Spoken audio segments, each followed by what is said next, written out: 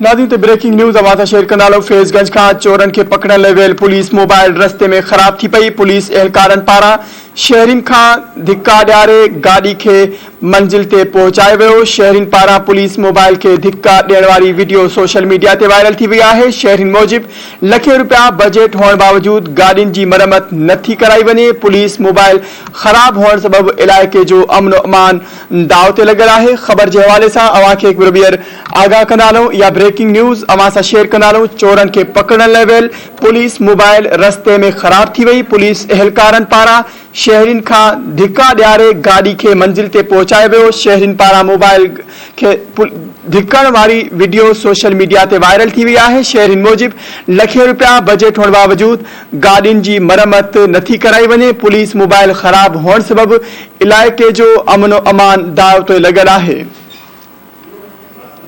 तफ़सील मालूम कंदासीं। धरती टीवी फैज़गंज जो रिपोर्टर बासित चांग असां सां लाइन ते मौजूद है। जी बासित, अपडेट कजो, वधीक छा तफ़सील आहिनि? जी, फैज़गंज थाने जी पुलिस मोबाइल चोरन जो पीछो कंदे पाणे ख़राब थी। पुलिस मोबाइल के मोबाइल ॻोठण जी मदद सां पुलिस के धिक्को जारी रही वीडियो वायरल थी वियो।